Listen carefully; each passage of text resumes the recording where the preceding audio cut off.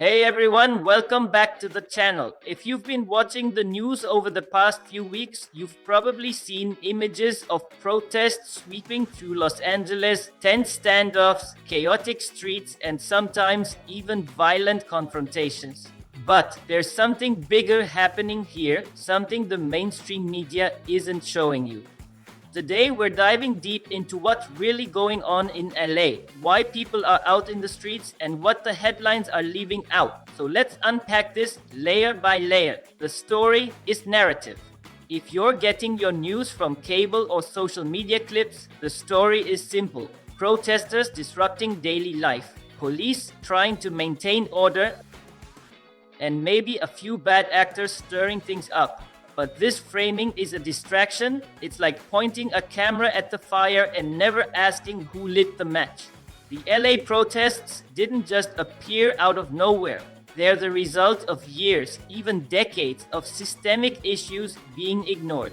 The root causes, so what's fueling this unrest? Let's talk about housing, policing, racial inequality, and the cost of living crisis.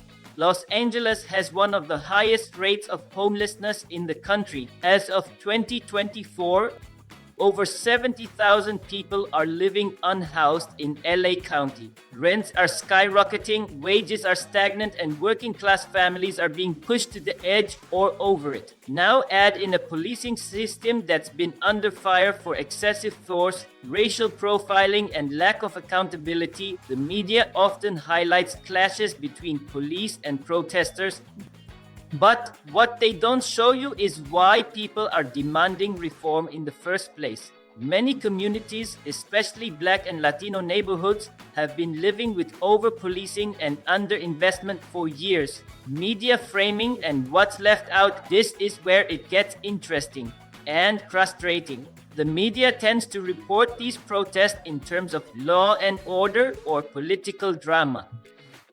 Are they peaceful? Are they violent? Is it left wing, right wing? But rarely do they talk about the human stories behind the signs and chants. Who benefits from the distraction? So why does this keep happening?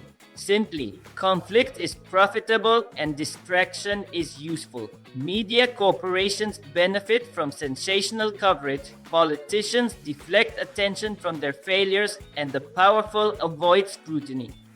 When protests are portrayed as chaos, the system doesn't have to answer the tough questions like why is there always money for police militarization but never enough for housing, mental health services, or public education? Why are protesters treated as threats instead of as citizens demanding change?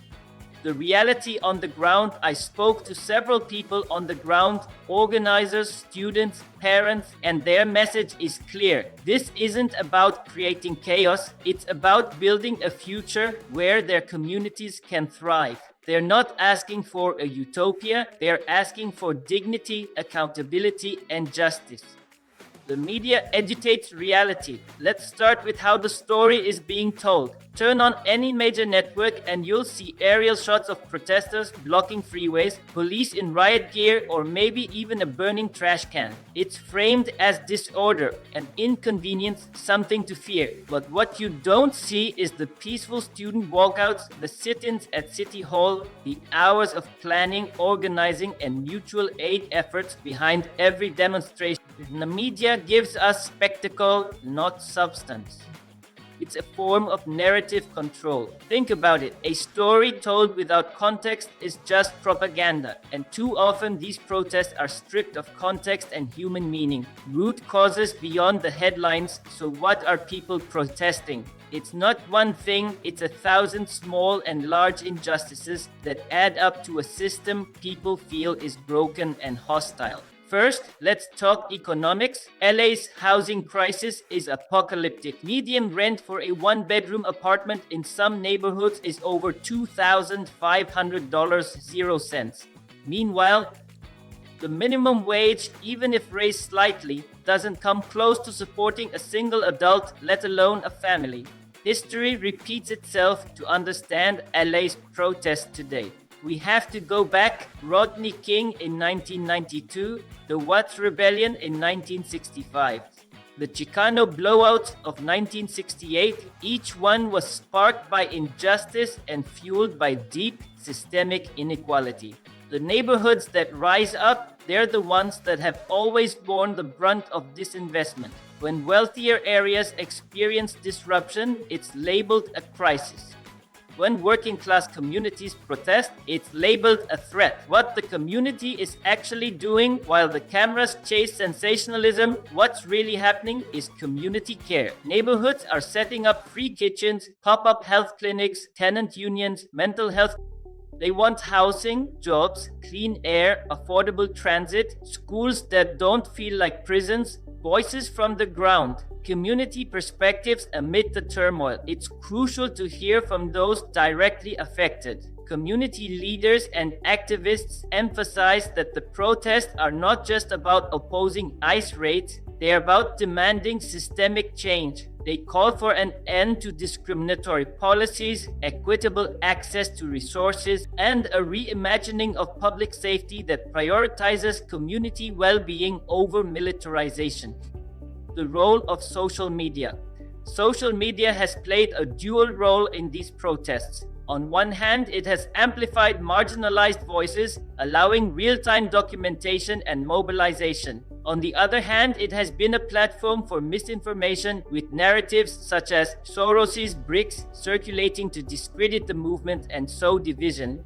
Media's role, accountability, and responsibility. The media holds significant power in shaping public perception.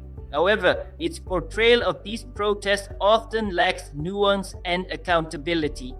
By focusing on sensational aspects and neglecting the broader context, the media perpetuates a cycle of misunderstanding and division. Moving forward, pathways to understanding and change. As we reflect on these events, it's clear that meaningful change requires more than just policy reform. It requires a shift in how we view and treat each other. It calls for empathy, dialogue, and a commitment to justice. By listening to the voices of those affected and holding institutions accountable, we can work towards a future where everyone feels safe and valued. Key targeting of activities. Let's talk about something the media tiptoes around: surveillance and retaliation. Several LA organizers have reported being followed, monitored, and even docked after leading demonstrations. Undercover officers have infiltrated protests, and some activists have been arrested with charges that don't match what actually happened.